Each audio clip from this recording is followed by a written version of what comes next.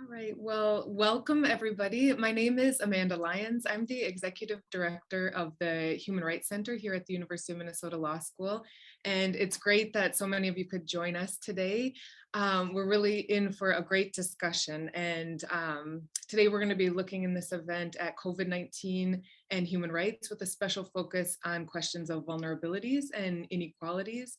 And this event is co-hosted by the Roel Wallenberg Institute of Human Rights and Humanitarian Law, the Northeastern University School of Law's Program on Human Rights and the Global Economy, and the Human Rights Center here at the University of Minnesota. And I want to give a very special welcome to the students from the different universities who are joining us. I know we have several classes that have logged on today, so you're really in for a treat getting to hear from our experts today. And today's discussion is the first in a series of 3 events that we're going to be hosting this semester, looking at some of the interconnections between human rights and the pandemic.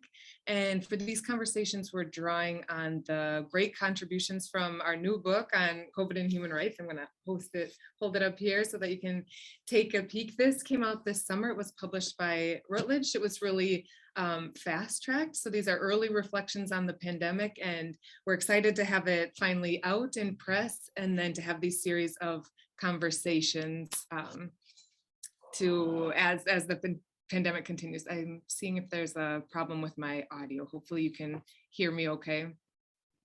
The book was co-edited by Morton Kieram and Martha Davis and myself. Morton is the director of the Roel Wallenberg Institute. I'm sure you've seen him on our past conversations.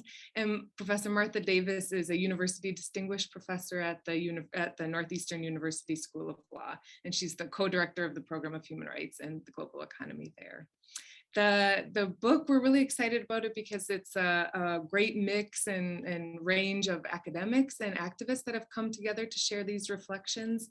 We have different sections that focus on human rights and health crises, vulnerabilities and inequalities, which is the focus of today's conversation, and also a look at economic, social, cultural rights, and with a special focus on the structural factors and change. And so those will be the subject of upcoming conversations.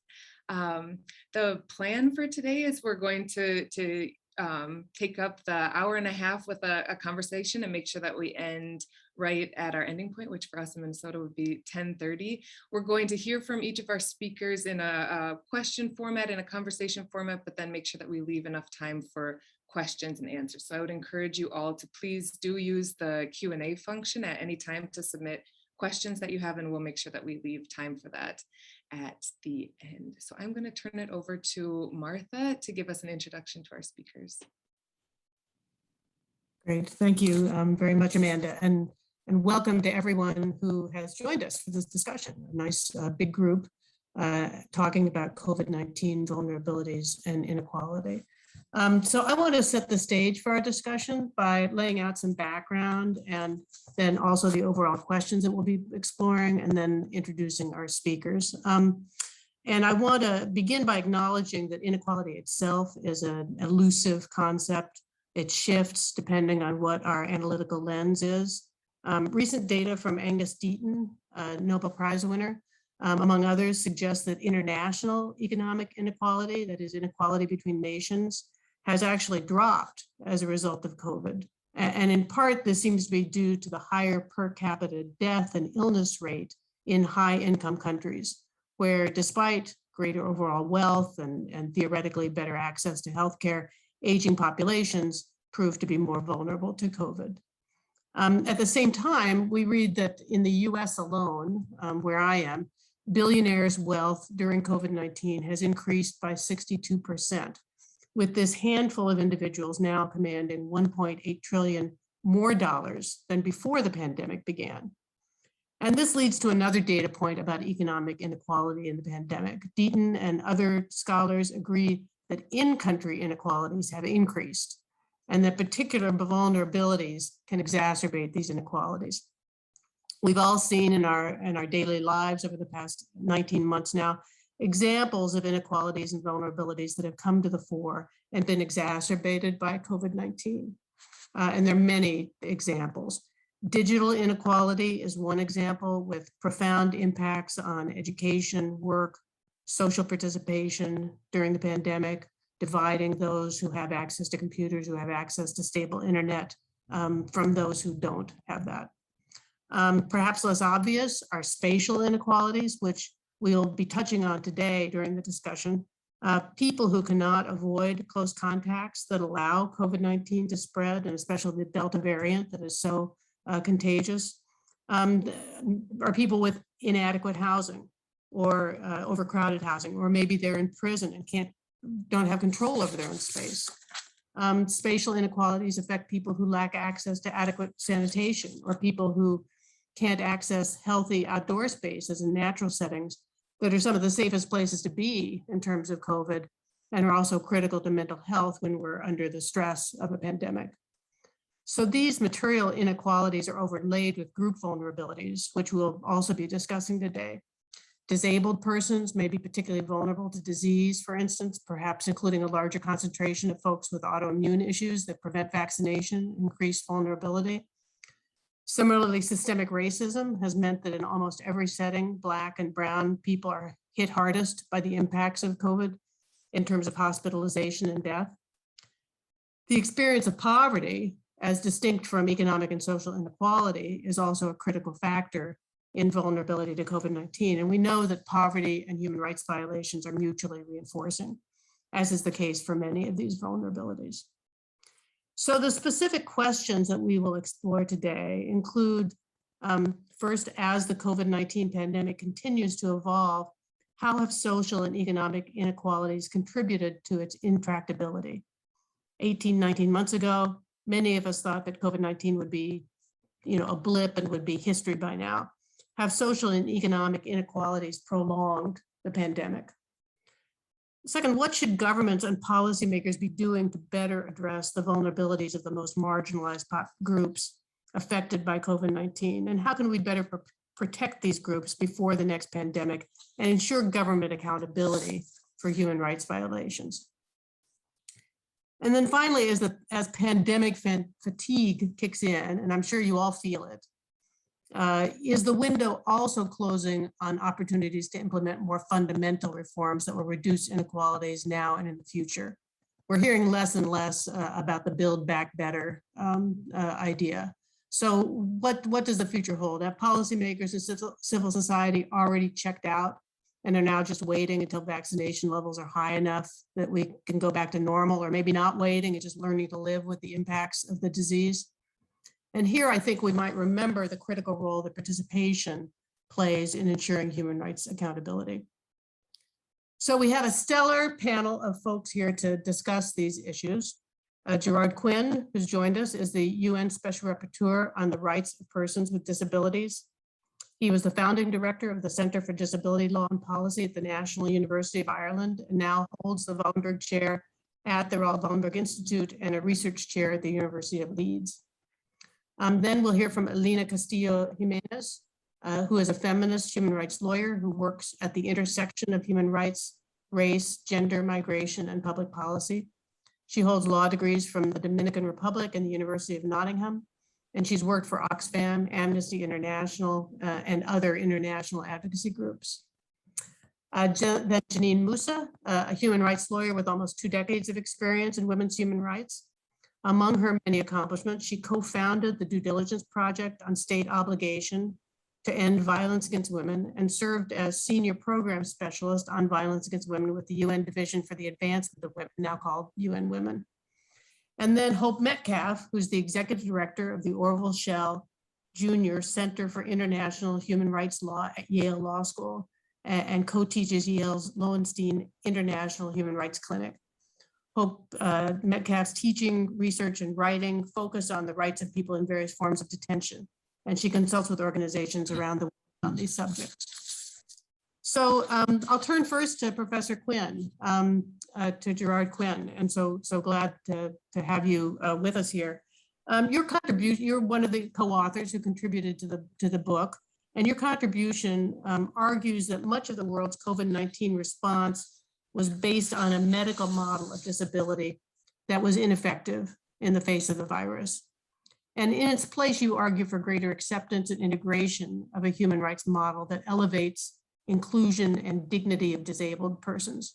So I want to take a few minutes to unpack that distinction for us and then comment on what changes COVID-19 has brought, particularly as the COVID-19 pandemic has continued.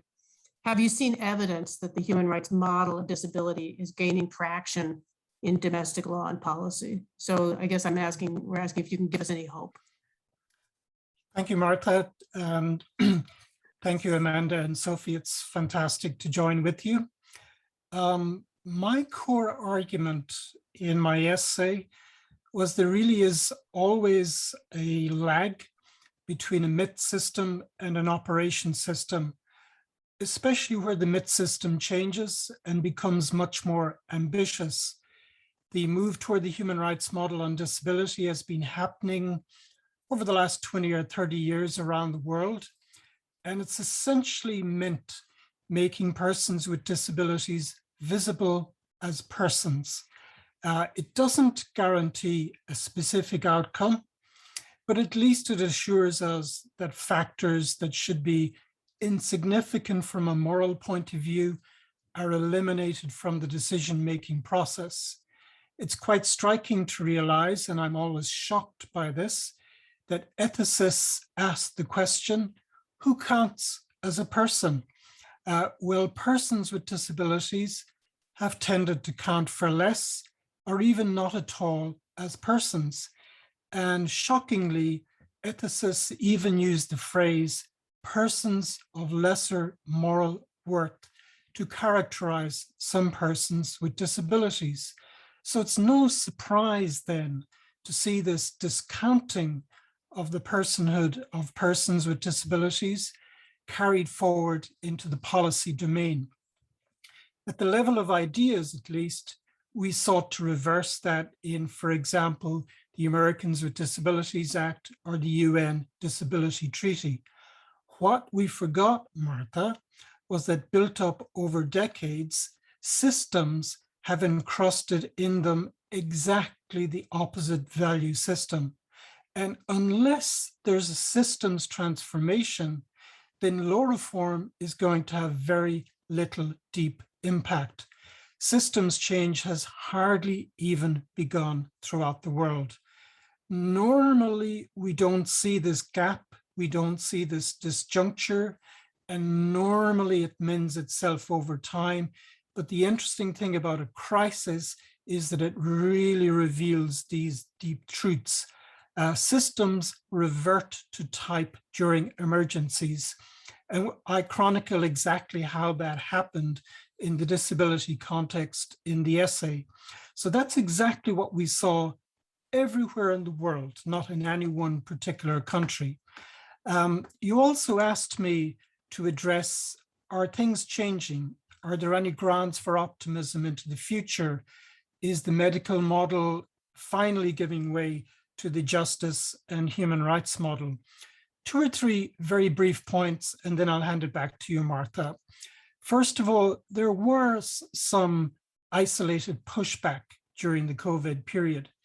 You had your Office for Civil Rights and your Department of Health issuing a famous settlement agreement against Pennsylvania that actually rang bells right around the world.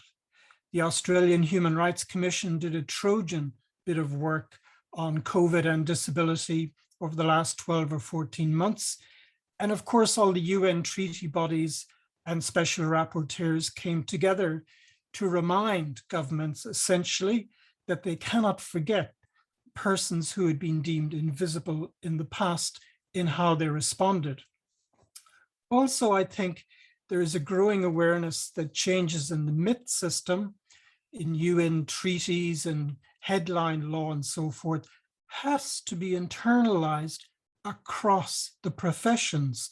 And this includes specifically the medical profession, and governments generally deferred to the medical professions sense of ethics over the last 12 or 18 months.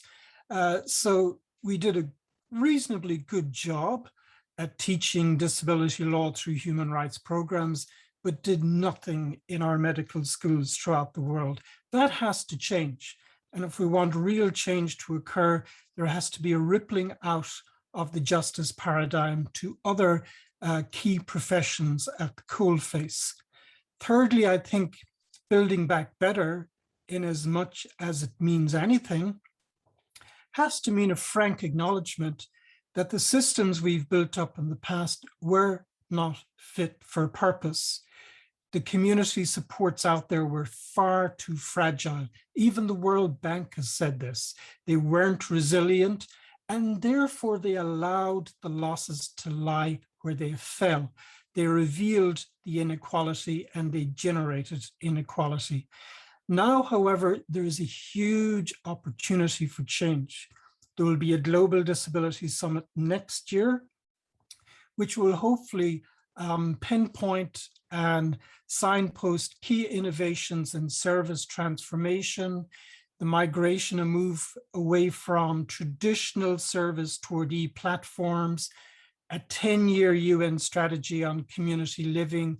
And by the way, to do this intersectionally, covering not just persons with disabilities, but older persons as well.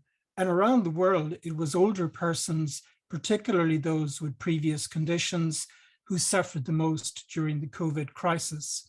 Last but not least, there is now beginning to be a widespread acknowledgement that the policy defaults in how we deal with emergencies were all wrong for one reason, and well, rather the main reason is that the voices of the persons directly impacted were not factored into account in planning for inevitable failures and inevitable crises.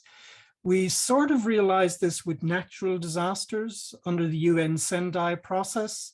We're beginning to understand it with respect to armed conflicts and peace building and the avoidance of conflicts. But now the last outlier is how we deal with emergencies such as public health emergencies and indeed climate change. So I'd be reasonably optimistic about the future if the active agency of persons directly involved is fully factored on board. Back to you, Martha. Thanks very much, Gerard. So I do have another sort of follow-up question, and maybe it's a compound question. So one thing is, it sounds like the state of activism around the rights of persons with disabilities has really maybe been spurred by COVID. It sounds like you've got a lot going on, and you've got sort of a focal point and some agenda items that maybe were obscure before COVID hit. So that's one thing. I mean, is that right, that the state of activism is actually elevated over past years? And then the second part of this is I wonder how responsive governments have been to date to some of the agenda setting that you're doing. Yeah, Martha, I think we were very fortunate in that the UN Disability Treaty actually, unlike most other treaties, has an article in it dealing with emergencies, humanitarian crises. And so there was no lacking of myth, there was no lacking of normative guidance. It was just a failure to follow through in how systems reacted, and particularly during crisis periods. One of the interesting things, and I cover this in the essay, is that the global disability community came together to track all of the mistakes during the COVID period and to fairly characterize them and to put them back to governments. And governments have frankly admitted that the COVID crisis has revealed patterns of deep inequality, and that the past is certainly not a solid foundation to build into the future. So that's why there's a lot of ferment at international level at trying to join the dots to look at the innovation that's happening and reinvent systems into the future. That's why I'm reasonably optimistic. The one word of caution I would have is we can't do that on ground specific identity issues. We've got to be building bridges into the elder rights community. We've got to be unpacking the idea of successful community living and effective community supports for older people as much as for persons with disabilities. So one of the really interesting things is that it's kick-started into life a debate about the deinstitutionalization of older people around the world. Great, thank you so much for those insights, and also for your really brilliant chapter in the book, which I'll recommend to people at this point. Amanda, do you want to take over here the conversation with Alina? Absolutely. Thanks, Jed. That's great. And now we can kind of turn our lens to another question of structural inequalities. Alina, we're so glad to have you with us. In your chapter, you're looking at the question of whether or not international human rights bodies have adequately responded to questions of racial inequalities and structural racism, and especially in the context of what was exposed by the pandemic and also the Black Lives Matter movement. And that all came to the forefront, especially in the wake of the killing of George Floyd here in Minneapolis. So in some of your chapters, asking in your words, do Black Lives Matter for international law? And I'm hoping that you can take us through some of the reflections that you found on that, and especially whether or not you see opportunities for advocates to kind of raise in a more impactful way their concerns before these bodies. Thank you, Amanda. So I think in the chapter, as you mentioned, the question that I explored was whether within international human rights law standards, there was a recognition, whether at the UN system or at the Inter-American system, that racial discrimination is a violation, of course, is sanctioned already in international human rights law. But if racism and a recognition that is racism and a context of systemic racism, that is what generates racial discrimination, is also recognized per se as a violation of international obligations under international human rights law. I think that in my analysis, I noticed that although there might be perhaps some opportunities for growth for advocates on racial justice, and in particular from advocates linked to the Black Lives Matter movement, it was shocking to see that certain international bodies, when they were given the opportunity to perhaps rise up to the challenge of tackling and addressing systemic racism and racial discrimination, the results may not have been the ones that advocates and human rights lawyers like myself will have expected from this. So after we saw the uproar created during the pandemic, I looked into the urgent debate that was convened by the Human Rights Council last summer, in the summer of 2020, which was convened or requested by several UN-linked actors, but particularly civil society actors, such as the Black Lives Matter movement and ACLU. The interesting element of this urgent debate was that it was calling for a vote on the establishment of an international commission of inquiry, which wouldn't have been the first time that the council had been called to vote on such a matter, but the issues that such a commission will have looked into it, right, which is in systemic racism in law enforcement, and in particular in the US, that was the novelty of this request. However, despite the compelling case made and the attention that it garnered, it was unfortunate to see that the draft resolution that was originally calling for an international probe of this nature was diluted, in my opinion, to request that the Office of the High Commissioner to develop a report, a more general report on the state of systemic racism in law enforcement in the world. The report just came out. It was presented earlier this year in June.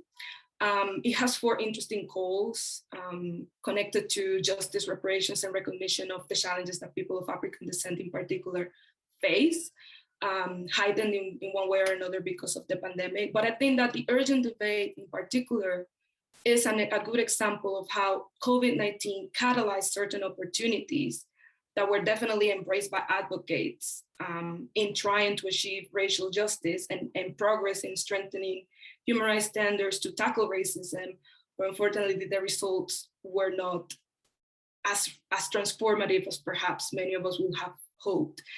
And I think, in my opinion, it's important to mention that even though there are existing binding tools within international human rights law that, of course, address racial discrimination and recognize it as a violation of human rights, it seems that these instruments do not necessarily support an approach, at least within the UN, that takes into account the practices, the institutions, the stigmas, the beliefs and the systems that sustain and cause racial discrimination, right? We keep looking to racial discrimination in a vacuum and sometimes forget to look at it as the symptom of something larger and something more structural, right? And I think that despite how important current standards of racial discrimination are, we can't deny that they are the result of strong fights and a huge legacy to previous generations, right? I wonder whether they have limited the possibility of finding the very existence of such system of racism itself as a violation of international obligations. But there's also opportunities. I think that the urgent debate was just one element that highlighted these gaps. And I think that itself is a very positive element. And for advocacy in particular, I think that one element of opportunity to continue these efforts, especially in campaigning and in advocacy with international bodies, is to build on the calls from the report that the High Commissioner's Office just released, particularly putting more emphasis on reparations, which is also a call that has been developed by the Office of the UN Special Rapporteur on Racism. I think another opportunity might be fostering more exchange and more dialogue between different international bodies, both at the UN level, at the regional level. In the case of the Inter-American system, unlike the UN system, we have the concept of structural discrimination that has been used to tackle challenge complex issues similar to racism, such as gender discrimination, poverty. And I think that by exchanging and borrowing these findings and analysis, hopefully we can aim to strengthen UN-based standards in the future when it comes to achieving racial justice. And the last one, because I often hear in these spaces the question of like, well, but how much is it for international bodies to take up on the cause of advocates? Should we also look into how advocates actually present these calls and how they design and develop their campaigns? And I think, as I mentioned, that maybe there is space for growth, and definitely probably is, but at the same time, I think that international bodies are in a position where they can get closer to these goals and get closer and meet advocates where they are. And for international donors, international NGOs, and us people in academia to build bridges with advocates and develop knowledge and strengthen their abilities to then be able to perfectly tailor their calls for the procedures and the rules, particularly in the UN system, when it comes to presenting human rights calls of this nature. Back to you, Amanda. Lena, thanks. And I do think that's one of the most exciting contributions that your chapter is making, is this dialogue between the Inter-American system and the universal system, and kind of how the boundaries could be pushed in that sense. I think that's a great piece. I'm wondering, in the context of this conversation, and as we're kind of reflecting on the fatigue that comes from this extended pandemic, I'm wondering if this fatigue has any relevance in the movements for racial justice. Do you see that playing out at all? Kind of the way the pandemic catalyzed a lot of this kind of explosive advocacy to some extent. Do you see fatigue as a factor, or how are advocates kind of keeping the energy and pressure up in this space? Yeah, I think that in general, when it comes to activists and advocates, and in particular grassroots movements, fatigue is unfortunately something that comes often and all the time, because the change and the path to achieve change from human rights is very long. So it is very challenging. But I think the fight there continues. Where I see fatigue, unfortunately, is in other actors. So I identified in the chapter how even other actors that may not regularly voice concerns when it comes to racial justice, particularly from the private sector and corporate sectors, even them were publicly appalled apparently for what happened during the pandemic, in particular after the killing of George Floyd and others. But I don't see the same calls and the same commitment and activity now, at least from my personal understanding, and at least seeing from what transpires publicly. So there's definitely fatigue. There's fatigue on the media as well. At the beginning of the pandemic, it was my understanding that there was a particular focus on documenting what was going on in the US, in the UK, and other parts of Europe. But we also need to look into what's happening in the so-called global South. And that's also another thing that I think is important to rescue, is that we have movements in countries like Brazil, like Colombia, and in other parts of the world that have been advocating for these changes for over 20 years or more, right? And they might not be fatigued yet. They might be dealing with vicarious trauma and personal trauma of dealing with the impacts of racism as people of African descent. But trying to build bridges with other actors that typically are not connected to this is harder now, because there's tiredness. That is true. So how do we tackle that I think is now one of the challenges, not just for advocates, but also all of us interested in just transforming our realities using human rights tools. Excellent, thank you. And I'm sure people will have more questions for you that they can put in the Q&A for later in the conversation. I'll hand it over to you, Martha.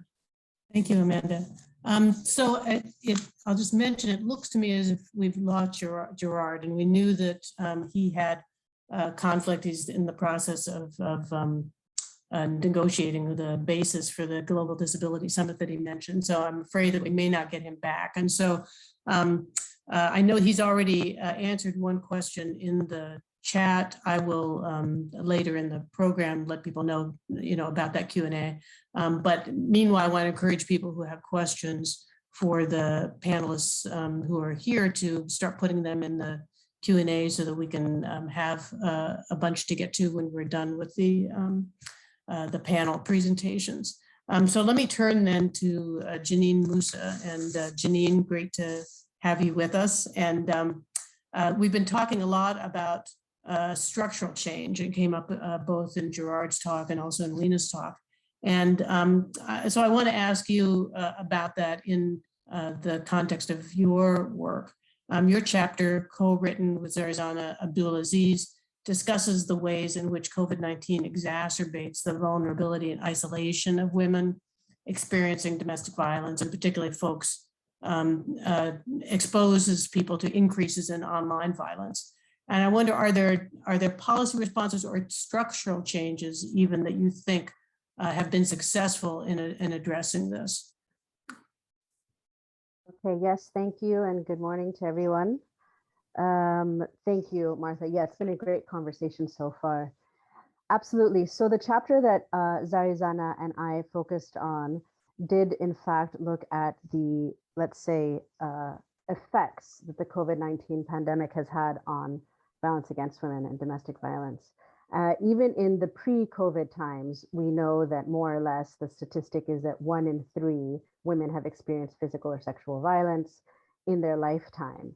And we know that beyond this, it's predominantly committed by intimate partners, people in their home, family members, making the home the site of the most dangerous site for these women, victims of violence. So when we enter a phase of COVID and COVID-19 and the pandemic, where we're kind of told to stay home, either as a suggestion or as an actual mandatory lockdown, we, of course, it's not surprising to see that the incidences of violence against women have increased, including through online violence against women. So not only are people and women more confined to their homes, but our dependence on online and technology, such as this forum, this conference itself, which may have been in person in the pre-COVID times, we're now much more online, and our use is online. And so, of course, things like isolation, lockdown, and not only that, but all the stressors, the risk factors that accompany our being confined to the home. So just like we've talked about, the fatigue, we're in our 2nd year now, the financial insecurity, the loss of jobs, the children at home, all of the more burden, triple, quadruple burden on women have all led to increased incidences of violence against women. In terms of solutions and things that we've seen, you've asked if there's been structural change and structural responses. What I think we've seen more so far, at least through our research, is, I don't want to say piecemeal because that sounds a little too depressing. I'm hoping it leads to structural, but there's definitely almost anecdotal innovative policy responses that we've seen. So for example, leaning into this use of technology. So there's more use of mobile apps that can, for the safety and security of women, some that kind of conceal or have secret codes. So it's actually a way to get help or ask for help online through your mobile apps, but you can easily like X out or use a secret code to ask for help. The problem with this is that most women globally don't have access to a mobile phone, not to mention a smartphone and or consistent internet access. So the use of these mobile apps to help women in these situations is dependent on having a phone, having a smartphone, having access to the internet.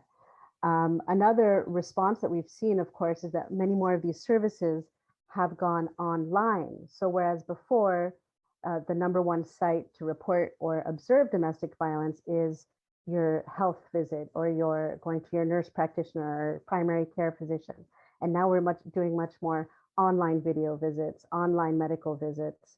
So a lot of these previously in-person health services checks have moved online. But again, this presupposes access to internet. And it usually, if not always, will require the woman accessing these services from the home, which in the case of domestic violence or intimate partner violence is the same site where her abuser or aggressor might be. So things like privacy or confidentiality, or even the ability to report these crimes are challenging. Some countries have increased access to helplines. They've made partnerships with information communication technology services where they're just free calls, free helplines that are available. Some countries have deemed these health services to be essential services. So even where there is a lockdown, where things have shut down, services, businesses, they've kept shelters, they've kept these health services open for women, being deemed essential services. One place that we are still frequenting in this pandemic are pharmacies or grocery stores, which are also essential services. So some countries have experimented with making those sites where women can report violence through, again, either kind of secret code, secret messaging, or just directly through practitioners on site. A lot of access to justice has been challenged.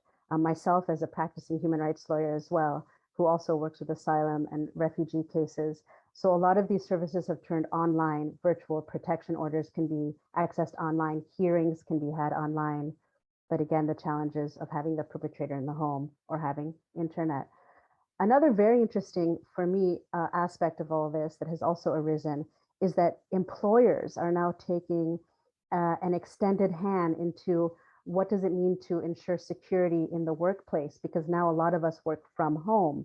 So whereas before the obligation of the employer was to make sure there was safety on the actual physical premises of the office, of the sites, now increasingly employers are taking it upon themselves, and also through things like the ILO 2019 treaty on violence in the workplace. So there are international standards. What is the obligation of the employer to make sure there's safety even in the home for their staff from even domestic violence? And finally, there have been some experimentation. I'm trying to get, bystander awareness. So the mail is still being delivered. So training postmen to look for signs of abuse, or grocery workers, or delivery. We're all, some of us in this privilege, more privileged, the Amazon trucks are still delivering, UPS is still delivering. So how do we train those workers to identify signs of violence? So I'll stop there. Thank you, Martha. Great, thanks. Super interesting, all these different approaches. And it sort of harkens back to the point that I made earlier about digital inequalities and the way in which this has really been so, further exposed by COVID-19. So let me ask then, as a follow-up, we see Facebook and other online platforms taking action to curb disinformation. And here in the US, a lot of wrangling about what kind of information about voting fraud are they going to be allowing to be on their platform. Do you think, are there responsibilities that online platforms have for figuring out ways to curb violence against women that's perpetrated online? Or maybe it sounds like a lot of what you're identifying is even lack of access to online services. And is there some responsibility that Facebook or these online platforms have for increasing access so that people can actually use some of these mechanisms to, reduce the isolation and help protect themselves from violence? Yeah, thank you again for the question. So without getting too detailed into it, but there is already, quite a bit of precedent, even in international human rights law, which, as most of us know, focuses on what is the state's responsibility, what is the accountability of the state, what can we and should we expect from our governments in terms of protecting us from, for example, violence. But so now the question is, what can and should we expect from these private companies, these information communication technology platforms, Facebook, TikTok, Twitter, etc. And are they just neutral platforms, as they sometimes purport to be, or are they actually proactive hosting sites? And does that change our expectation of them? So in fact, there is quite a bit of basis in international law and others that do cite that these obligations do extend to private companies. It can be found in CEDAW, in ILO, in the Ruggie principles, where we're extending these concepts of human rights to private companies, the obligation to act with due diligence to prevent and respond to human rights abuses, and so forth. So I do think we are on a fairly strong footing in expecting and demanding, frankly, action from these private companies, not just because they should, but because they must. So, and it's also in their self-interest, and they're in their best interest. They don't want the bad publicity, et cetera. And as you started out your question, these actions have been taken in terms of information, correcting false information, taking down terrorist or hate speech, or even child pornography. So just to, quickly get to it, there's a lot of action that can and has been taken in terms of, but again, as you said, the digital divide is still there, but working within their abilities, just making the reporting more transparent, more user-friendly. There's a challenge, of course, of fake accounts, IP addresses. So even where Facebook and others have tried to focus on the perpetrators of these online violence crimes, there are real challenges in terms of keeping up with the technology of the fake accounts and the IP addresses. But how can we make it easier to report, more transparent to report? How can they take proactive steps to do online literacy so that women and users are actually able to report these crimes, ensuring confidentiality, privacy? And how can we get these ICTs to collaborate better with the police units, with the cybercrime units, with the family protection units? So there needs to be much more data sharing and information sharing between them. And of course, training, we always say training, but in terms of sensitizing people to what are the triggers, what do you look for? One of the major challenges is that there's not really an universally adopted indicators for what we even conceive and perceive. Not only is there not sufficient legislation, but even a definitional understanding of what constitutes violence against women online. I don't want to go on too much beyond that, so thank you. Well, thanks, Janine. It's, I hope we'll get more into it during the question and answer period. So let me turn it over to Amanda for conversation with Hope. Great, thanks. And Hope, we're really thrilled to have you with us and to get some of your insights on prisons as a site of vulnerabilities and inequalities and injustice. So we know you've been working on human rights in this context of prisons for a long time, on extreme cases of abuse, but also on more systemic efforts for reform. And especially in the pandemic, we know that prisons have been a hotspot for the virus around the globe. We see that before the Delta surge, that there were already 500,000 COVID cases in the US among prisoners and prison staff. And I was moved when, in your own words, that you had said that crisis had been a catalyst for you to ask some hard questions of human rights. And so I'm hoping you can tell us a little bit about your research and work in this area and how you think the pandemic is or should be prompting this broader reckoning with the systems of incarceration. Great, thank you so much, Amanda. It's really a pleasure to be, it was a deep honor and pleasure to be included in the book. And especially just really enjoying listening to the conversation so far and really admiring the ideas and work of all of the folks who've been speaking today. Yeah, so I think that the chapter itself, to be perfectly honest, I wrote in semi-fury. It came after a very long summer of having worked alongside grassroots activists and litigators trying to liberate people from prison where we knew they were going to get sick and many would die. 20 people so far in my tiny little state of Connecticut have died of the virus. And if you are an incarcerated person in my state, you are more than 4 times more likely to have had the virus than if you were free. So it felt very real, and we were frankly pretty hopeful, but with the tools of litigation and with the tools of protest and kind of working alongside of each other. And it's a state that has a Democratic governor, it has Democratic majorities in both of the legislatures. And so it felt like there was going to be a real opportunity both to get people out, and then also to get them, and then also to have sort of broader conversations if we could shrink the population. And the population did shrink, but not nearly enough. And then what we saw is that there was a quick backlash, and that conditions for people on the inside really hardened, like they did in prisons throughout, not just the United States, but the world. And that just prompted me to think, this is so strange, because I talked to my public health friends and they're all saying, well, the obvious answer here is that you have to let people out. Prisons are simply not a safe place to be in a pandemic, period, full stop. And all of the social distancing, all of the things that most of us in the world have been doing to greater or lesser degrees, it's simply not even an option for people in prison. And yet things that seemed fairly commonsensical, for example, why do we need to take people in on, can we rethink bail provisions? Could we let people out simply, we calculated that simply letting people out 90 days before the end of their sentence would have decreased the population significantly.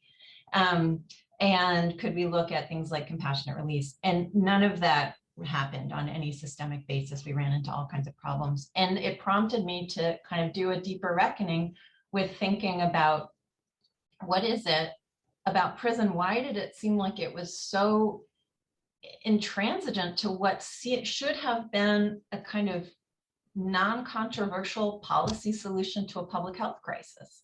And of course, the answer, at least in the context of the US, but actually as I came to look globally, was that, well, prison isn't just prison, of course. It's part of a whole system in many societies, and the US is sort of chief among them, of broader systems of oppression. And it's not like I didn't already know that, but I just think it really brought it to bear and highlighted it. So that the idea of doing something that really would not imperil public safety, would protect people inside and outside prison, it just wasn't even on the table. It was somehow unimaginable. And so that made me think hard about my own work, and how that I've attempted to work to reduce solitary confinement, for example, and the use, the sort of torturous use of restraints in our prisons for over a decade. And this realization sort of coincided with how we're choosing to do our work now. 10 years ago, we were relying primarily on kind of human rights investigations, discussions with, reform-minded discussions with leadership, reporting, some litigation. And today, the work that we do looks entirely differently. We think about it much more in terms of abolitionist principles of non-reformist reform. We think about, first and foremost, not just getting facts from people on the inside, but soliciting their views about what needs to happen, what needs to change. We think of them as partners for change on the inside, and that's how we talk to folks. And we have an active newsletter that we now send out to incarcerated people, and we enlist them in the campaigns that we do, and they kind of drive the campaigns. And to some degree, we also work with grassroots groups and do our best to kind of be a link between the people on the inside and the outside, because prisons are such highly surveilled and controlled environments. It's really like operating within a totalitarian system when you're inside prison. And so just to give a quick snapshot, I think that we had a campaign against solitary over the last year. I say we were a small part of a very big movement in that we had, and there was a grassroots group, Stop Solitary, who my students and I were counsel for, and we worked for them to develop legislation that at first the organizing principle was to stop solitary. There's a national movement to do it, but from the conversations with people inside prison in particular, but also with people who have experienced incarceration, they said, no. It has to be so much bigger than that. It has to be structural. And so we then focused, a big piece of the legislation was about community participation, community oversight, and transparency. And they pushed really hard, and we actually passed the bill through both houses. Our Democratic governor vetoed it. We also, at the same time, through a combination of structural litigation and these organizing efforts, the state did close our Seoul Supermax prison. That's been a 20-year campaign. It was a huge moment. The activists said that's not enough. We demand divestment. It's not enough. It's not enough simply to put it back into the system. We demand divestment, and we supported them in that. And the governor, when he vetoed it, clawed back that money, $14 million that could and should have been going to the communities. So the fight's certainly not over, but for me, the COVID work and sort of reflections on both what we're aiming to do, but also how we're aiming to do it really came to the fore. And I guess I'll just close by saying that at this point, the virus is spreading in prisons. We're still hearing about people getting sick. Obviously, the vaccine helps a lot. But what I'm extremely disturbed by is how prison administrators in various places are using the pandemic to otherwise limit people's rights in very frightening ways. So, for example, visits are difficult to do in many places. I just was on the phone with a former client who's in a facility in Virginia. He's being forbidden from going to the law library in order to be able to litigate a habeas claim he has, because his unit has less than 70. They've set this figure that until 75% of the people in a particular group are vaccinated, no one can access services. So there are these, and then I should also say in Connecticut and in many other places, and this is detailed in the chapter I wrote, facilities are effectively on lockdown for much of the time, which means many people are not even able to bathe, let alone do things like take a walk outside. So even as we might be turning the corner a little bit on the seriousness of the virus, prison, unfortunately, is a much harsher environment and bleaker environment than it was 2 years ago.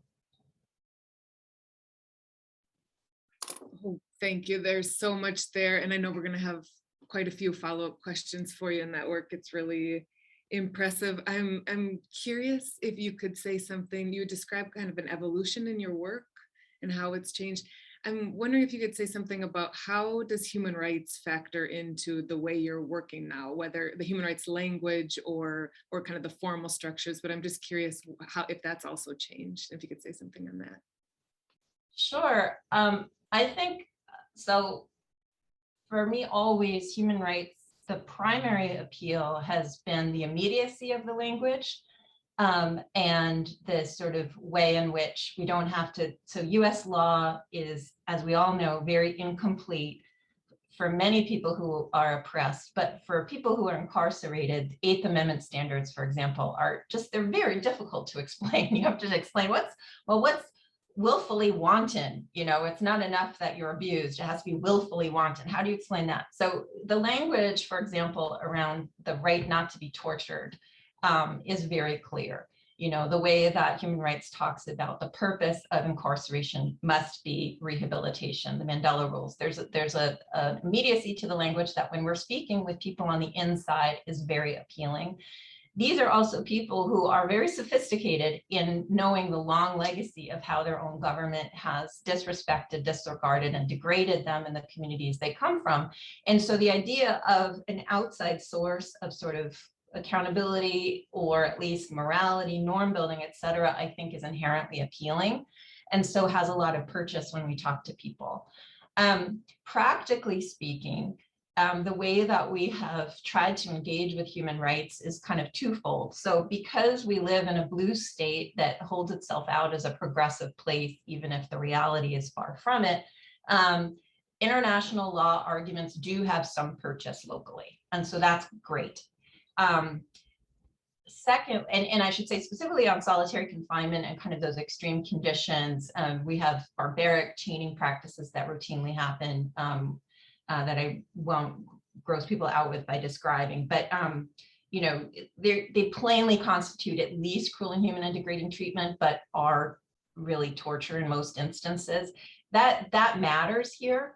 And so, for example, we worked, we wrote a general allegation letter to the UN Special Rapporteur on torture a couple of years ago, and detailing, relying on, numerous testimonies about both the use of solitary confinement and this excessive chaining that was happening. And he wrote a statement that we were then able to put out locally into media, et cetera, that said, UN rapporteur says Connecticut is engaged in what appears to be torture. And that was pretty explosive, actually, in a way that maybe it wouldn't have been, frankly, if it was Alabama. So practically speaking, that's been helpful. But I do think it's primarily the former rather than the latter. Although I will say, over time, it's amazing. Sorry, it just occurred to me. So when the governor vetoed the bill, he simultaneously issued an executive order. And this is quite stunning. And he did this without consulting anyone, including in the DOC, so far as we can tell. And the executive order cites the Mandela rules in purporting to abolish solitary. Of course, it doesn't. There are loopholes that you could drive, a huge truck through, but it's fascinating to me. And as I've tried to convince my activist friends who are beyond exhausted and beyond livid, as we all are, but and feeling defeated, I said, look, at least you're arguing about whether Connecticut's meeting the Mandela rules, which is amazing, and you guys did that. So sorry to be long-winded, but that's it in a snapshot. That's great. Thanks so much. Back to you, Martha. Thank you. So we're going to open the Q&A in a moment. But before doing that, I want to see whether any of the folks, the speakers, have questions or for each other, or something that someone else said triggered an additional add-on that you'd want to put out there right now. Alina, Janine, Hope. I'd love to hear Alina sort of answer a version of the question I just answered, and sort of how in your space that's coming up. And I'm sorry, Hope, I lost you for the last part. I think my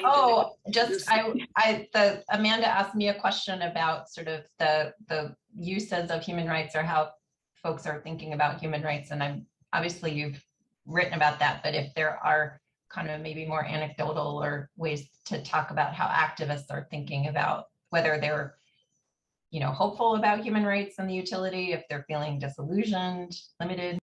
Yeah, no, absolutely. I think that's a great question. As I was listening to you, I was thinking about not just like my experience and being in contact with activism, racial justice, but also just in general because of the work that I lead. But in the context of racial justice and tackling systemic discrimination, I think the question of whether human rights is welcomed or kind of accepted with some, mistrust or distrust depends on the region, in my opinion. I think in countries in Latin America, because of the Latin American tradition of using human rights tools to tackle gaps and non-conforming states and governments not complying with their human rights obligations is very important. And at least in the last 20 years, with the movement of neo-constitutionalism in countries in Latin America, we have embedded as societies human rights language into our constitutions. So I think that depending on the context, though, because I have come across activists from other parts, for example, the sex workers movement, it's like when it comes to raising concerns on gender-based violence, perhaps using concepts as torture or ill treatment can be useful, but when it comes to other sorts of claims, maybe human rights language is not useful because it doesn't help us connect with the individual on the other side of the table. So we gotta use something else. I think that in interactions with members of the Black Lives Matter movement in the US, locally, at least nationally, US based, is more challenging, at least from the information I have and the experiences and anecdotes I've come across. It has been a way to mobilize their calls and connect in solidarity with other movements in other parts of the world, because it gives them a common language. While at least in the US, again, using human rights tools and languages might not be as effective just because it seems to be the context of the country.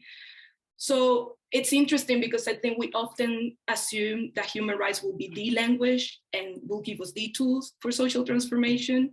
I think it might be out there to say it might be a bias because that's what we've studied, that's what we practice, that's the world we're in. But when we go to the grassroots-led organizations and movement, that's not necessarily the case. So it's also interesting to see how we maybe bridge those gaps. Because at the end of the day, we're looking for policy transformation, right? And more often than not, that's the language that governments and international bodies use. That's not necessarily the language that activists on the ground are either willing to use or are able to use, right? So not because they don't have the skills more often than not, but just because it doesn't resonate with the audiences that they're trying to reach through their campaigning efforts. Yeah. Great, thanks. Janine, did you have a comment to add? Yeah, separate to that point, but that was very interesting. Thank you.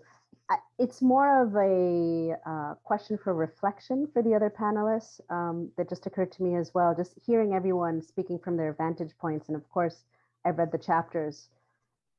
It just occurs to me that I'd love for us to dig deeper, either now or at the end, or at least reflect upon how our different silos, can work better together. I know, I'm steeped in the gender, then we've heard from the racial justice, incarceration, disabilities, and we're all reacting and responding, hopefully proactively as well to the human rights abuses and how COVID has enhanced it. But as with everything, it'd be always, I think, even more powerful if we spent time also thinking about how we could work across our different areas of expertise as well.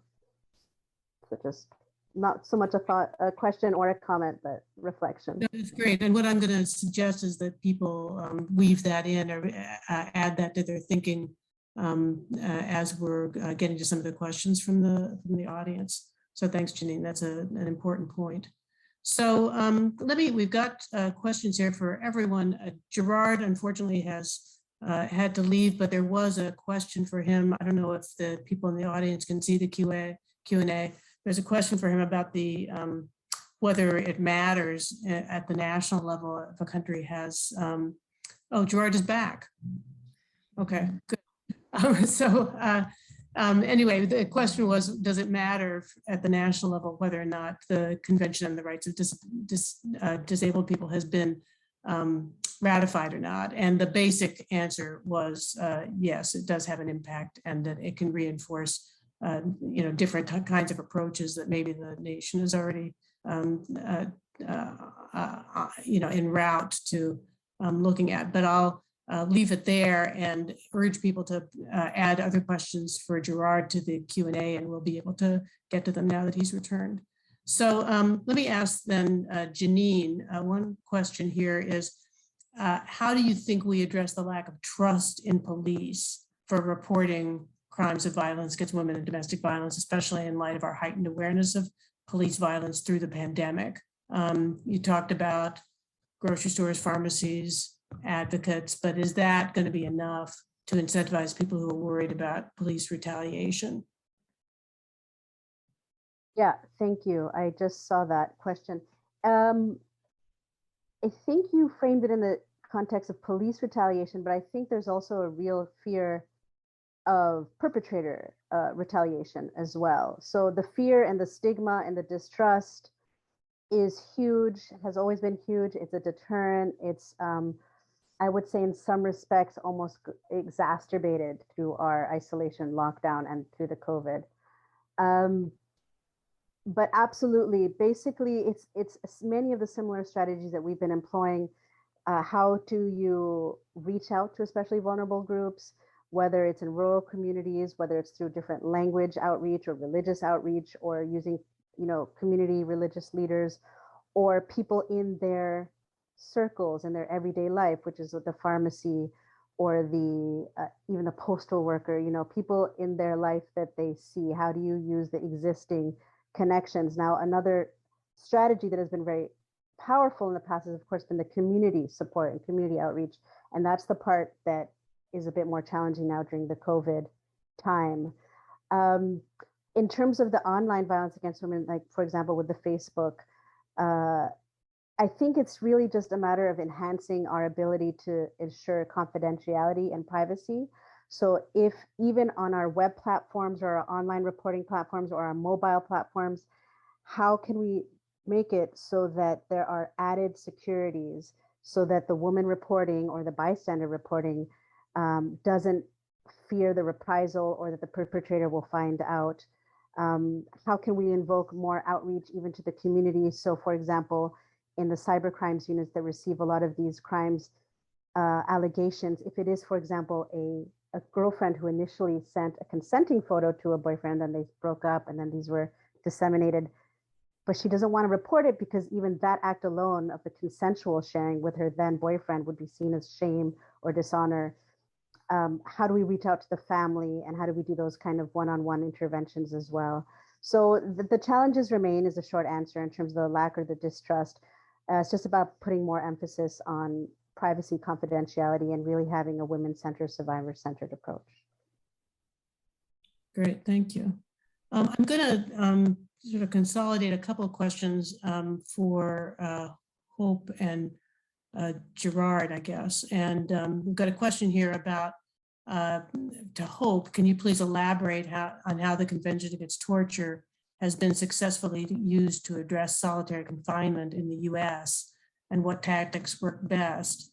I'm going to also ask Gerard maybe to comment on that. It relates to the question that I was describing earlier about what the impact of ratification of conventions really has on the ground. And maybe the Convention Against Torture is one that you want to comment on, Gerard, but you can also go back to the Convention on the Rights of Persons with Disabilities to sort of come back to the question of whether or not that has been really meaningful. So Hope, can you go ahead and start and maybe comment on how the CAT has been used? Sure. I think it's less about using the treaty per se, and it's more about a kind of long history of engagement and very artful engagement between domestic advocates in the US and especially UN special rapporteurs. And I'm thinking here particularly of Juan Mendez, who was special rapporteur on torture.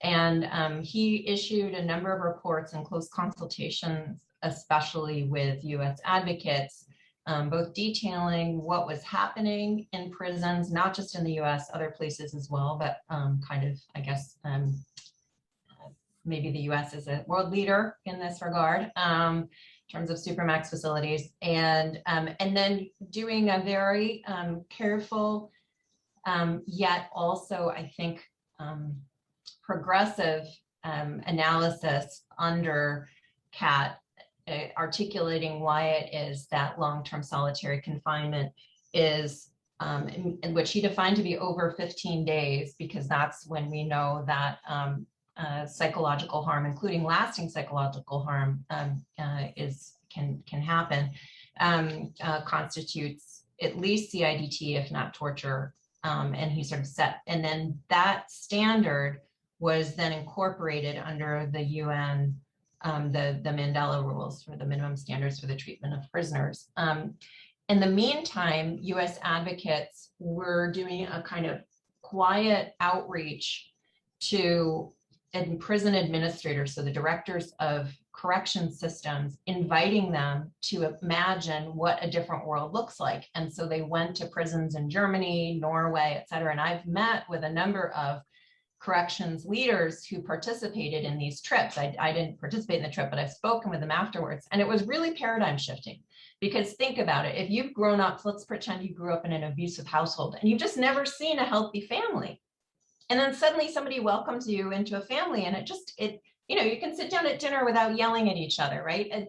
And so there was this way in which I think it really opened up, and there was kind of a generation of very senior corrections leaders who suddenly had a different idea of what it could be like. And they started talking to sort of on the international stage and sharing, sort of in ways that Alina is suggesting that people need to talk across the regional systems for developing strategies. And so that was helpful as well. But, as with everything with human rights, it's about nudging and prodding and pulling people along. It's not about enforcement tools, as I think especially US law students would hope. So there are courts that have sort of cited the rules. I gave you an example of where just purely through kind of public persuasion, the rules have at least been acknowledged. And by the rules, I mean the Mandela rules in a recent executive order.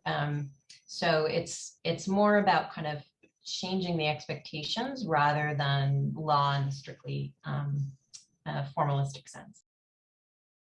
Thanks. Gerard, do you have any comment on the way in which treaties can be significant or important at the national level? Yeah, hi. It's great to be back. Sorry, I had to go off on another call for a few minutes.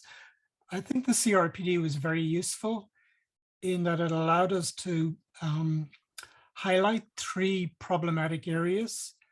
One being the lack of forethought in prevention strategies, which played itself out in terms of accessibility of warnings and how deaf people in particular were negatively impacted.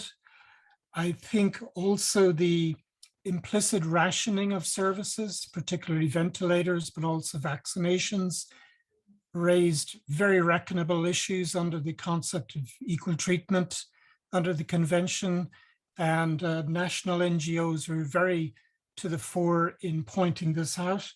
And also, and this is an interesting point that gets back to the previous set of comments, incarceration, institutionalization per se gave rise to heightened exposure to the disease. And of course, there's a long-standing sort of claim within the disability field toward deinstitutionalization across the board. There's kind of an interesting overlap between torture in that I think the previous SR on torture came very close to saying that institutionalization almost amounted to a per se form of torture for persons with disabilities. And there's huge unity of purpose going on at the moment between the disability field and the penal reform field, carrying forward into policing as well as penal policy. And then just getting back to Janine's earlier point, I actually think the future is an intersectional future because the underlying causes of inequality are shared in very subtle ways across the different identity groups. The one that concerns me the most is older people and people with disabilities. And it strikes me as amazing how we, us in popular culture, can think of concepts like independent living, community living for people with disabilities, but then nevertheless have mental reservations when it comes to older people.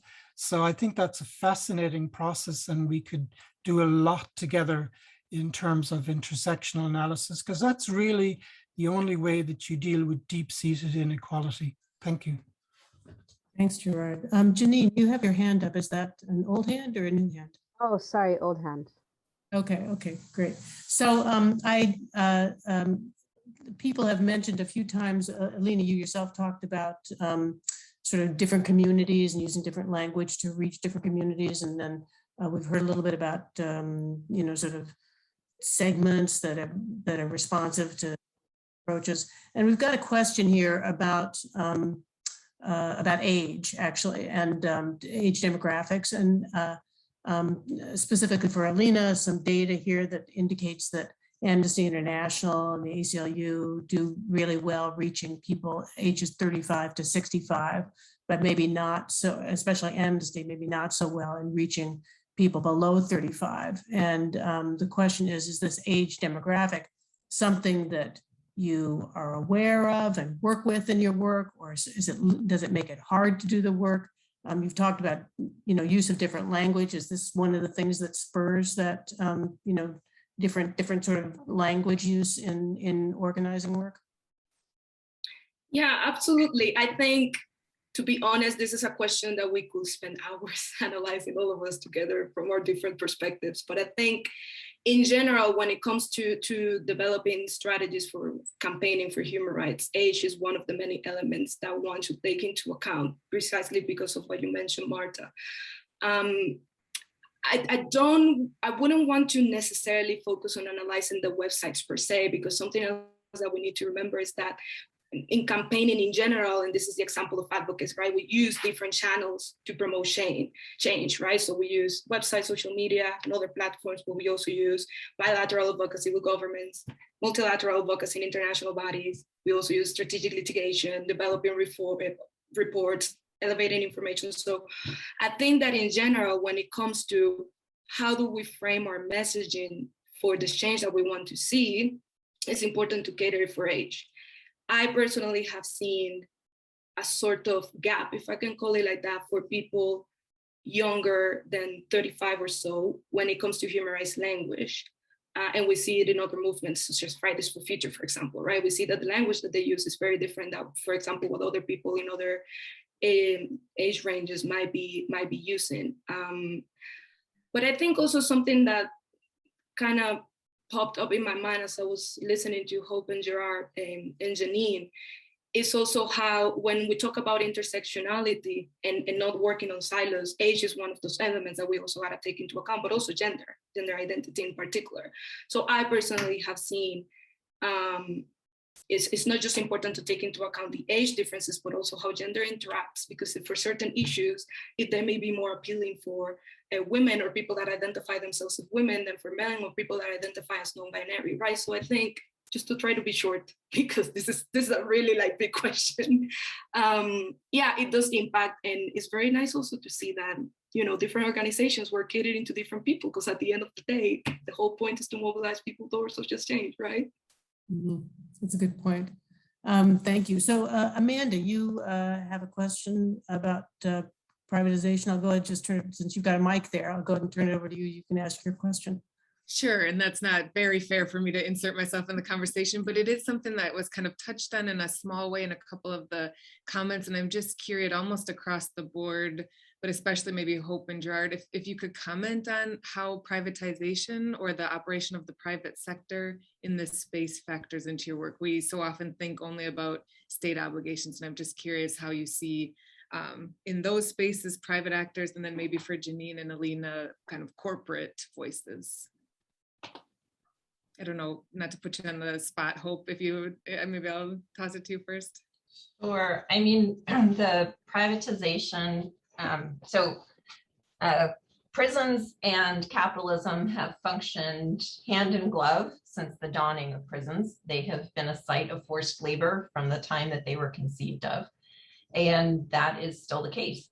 And in terms of prisons entering kind of the corporate sphere and publicly traded companies, that sadly is another kind of US invention that we now are exporting. And the largest growing markets for private prison companies are non-US markets, specifically Brazil, South Africa, Australia. So this is deeply concerning because it is very clearly an effort, at least judging by the US experience, to essentially put, well, first off, I think it should be considered to be essentially unlawful, because when you run a private prison, you are sanctioning the use of force by a non-state actor, and that is kind of fundamentally a state role. So just from the jump, I think, and there's an Israeli Supreme Court case, it's the only one I'm aware of that kind of makes this point forcefully, but I just think we really need to dispute that from just as a founding principle. It's just fundamentally non-democratic. Secondly, it is used in many contexts in order to put distance and to avoid accountability. And under US law, unfortunately, they have largely been successful. I won't get into details doctrinally why that's happened, but the private prison companies enjoy much more insulation from constitutional protections than state analogs would do. And we also see how in some circumstance they even influence the policies because they are private prison companies, they change the political economy, and sort of the demand for services means the demand for incarcerated bodies. This also, I should say, applies with equal, if not greater force in the context of immigration detention. And there's well-documented, for example, instance where private prison companies were behind some of Arizona's most egregious immigration. They viewed immigration policies, sort of harsh immigration policies, as like a potential growth area. So I'll leave it there. Oh, I should say though, popular mobilization around this has been actually quite successful. So, for example, in Brazil, a large private prison was stopped in its tracks. So like, this is an area that people can have pushed back. So just want to say this is not inevitable at all. Awesome, that's a helpful message. Alina, I see your hand up next.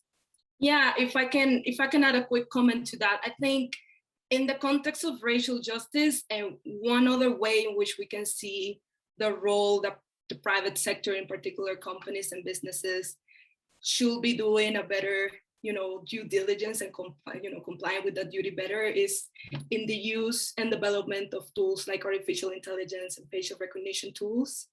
I think that often we tend to see, at least in my experience and in the spaces where I've been, it's so challenging. We have the Ruggie principles and other elements, but it's still very challenging to get companies and businesses, particularly multinationals, to comply with human rights. So how do we do it? And I think that particularly during the pandemic, that we saw how the use of facial recognition technology was used to target activists from racial justice movements, not just in the US, but in other parts of the world. For example, Colombia and Brazil, again, where racial justice movements are very strong. We also got to ask ourselves, okay, well, the states and the governments, they have to guarantee not just the right to be protected from discrimination in general, but also just freedom of expression and being able to take up the public space to protest peacefully, but also what are businesses really doing to make sure that the development of technology, and in particular artificial intelligence, is complying with human rights, right? And not putting people at risk, particularly people that we know already belong to marginalized communities, such as people of African descent, right? So I think that's also a question to explore and push for that, right? And I know that there are groups similar to what Hope said that are pushing against that. There's a very interesting example in Colombia and Uruguay, for example, where government and private actors are trying to better regulate that. So we'll have to see, but it will be good to see with other spaces perhaps can be targeted to just get a better use of artificial intelligence, so that we don't target activists for the role that they, and human rights defenders for the role that they are, performing. Great, Alina. I don't know, Gerard or Janine, did you have a reaction to that? I know we're coming up on our time. Gerard? I could add a few comments. I alluded to this earlier in terms of the role of the corporate entities and the human rights obligations of the corporate entities. I think we need to have a shift really from thinking of this as a kind of voluntary, benevolent actions on the part of Twitter, Facebook, TikTok, and I don't want to just name those, there are more. I think the mentality must shift again from this is voluntary action to this is mandatory and demanded of them. And I think that shift is starting to slowly happen with the increased importance and reliance. I mean, even in the US and in my county here in Maryland, when we all went to schooling online for 12 months, internet was given to all families. Internet access was a right that was given to all families with children. So even internet as a kind of essential public service. And as we all know from the fallouts, at least again from the US elections and, Facebook being drawn up to Capitol Hill every now and then to, account for the actions and the push for transparencies. So I think increasingly we are expecting and asking more of these ICTs, and increasingly they are also delivering more. But what is needed is, push for more legislation, mandatory policies, transparent reporting. There's been talk of having some kind of third party that does oversight. I don't see that happening in any near future. Model indicators, model definition. So I think a lot more work needs to be done in terms of trying to unify the responses and getting the responses to be transparent across these corporations and these platforms. So then again, it's not just really one, Zuckerberg's decision to decide, but really it's more transparent and demanded and based on legislation and policies. Thanks, Gerard. Yeah, just very briefly, disability services, indeed old age services around the world, they're already privatized. It's a multi-billion-dollar industry. Most governments do not directly provide these services. They farm them out, they commission them out. Usually the entities that are active in the field are insulated from the reach of regulatory law and insulated from the reach even of competition law. The big fight at the moment is over the future paradigm of the future shape of this market. And there's a lot of debate going on about service transformation, about the positive possibilities of migrating away from traditional service providers toward electronic platforms driven by artificial intelligence. I agree that's a huge issue driving change into the future.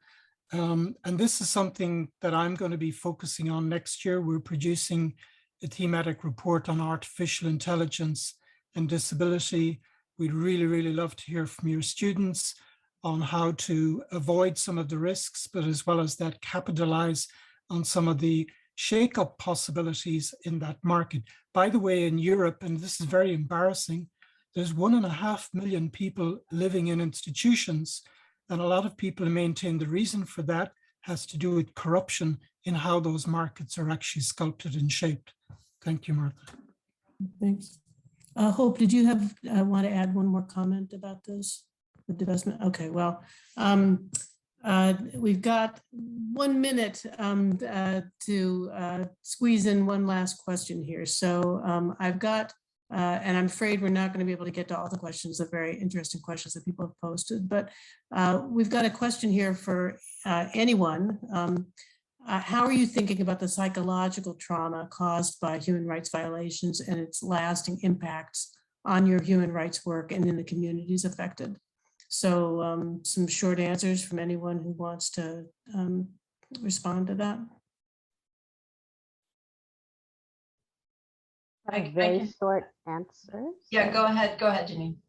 This is kind of an unofficial sneak peek, is that the new Special Rapporteur on Violence Against Women, Dr. Reem, don't know her last name, from Jordan, there's a strong possibility that her next report will be focusing on psychological violence as a form and consequence.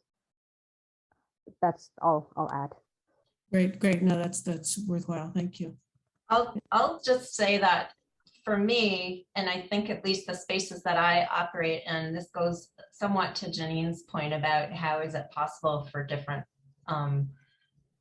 people working in different spaces to work together. You know, if we think about violence prevention overall, I think many times the line between perpetrator and victim is not a black and white one at all. It's not a stark line, and that families, individuals are often kind of along that spectrum. They've experienced violence, they themselves maybe have perpetrated violence, and that the current system that we have for violence prevention, namely prisons and police, I think in the view of many people, actually perpetrates and creates more trauma, which then creates a further feedback loop. So I think trauma is very much at the heart of the work that I'm trying to do with communities, and I see the work to try to minimize the harm in prison and to think very differently about how we address harm as rooted in trauma. So thank you for the question. Thanks. So I think we are out of time here, but I am going to thank the panelists myself and then turn it over to Amanda for any closing remarks. Yeah, absolutely. Thanks, Hope, Gerard, Janine, Alina, for the time and thinking through these questions and the great chapters. And thanks, Martha, too, for pulling this all together. A quick mention, thanks to the RWI team, Morton, and everybody for all the work into kind of convening this space. I'm going to copy here some links for anyone interested. We have the past webinars that we've done in our series earlier in the year, and then links to the 2 books that have been at the basis of the conversations. We're going to have our next webinar in the series will be on October 13th, looking at the global economy and economic, social, cultural rights in the pandemic. And then the final webinar will be on November 22nd. So watch for news on those. You can track any of the 3 organizations hosting the conversations for the links. And so thank you all for the great questions and for joining the conversations, and we will see you next time. Thank you, everyone. You. Thank you.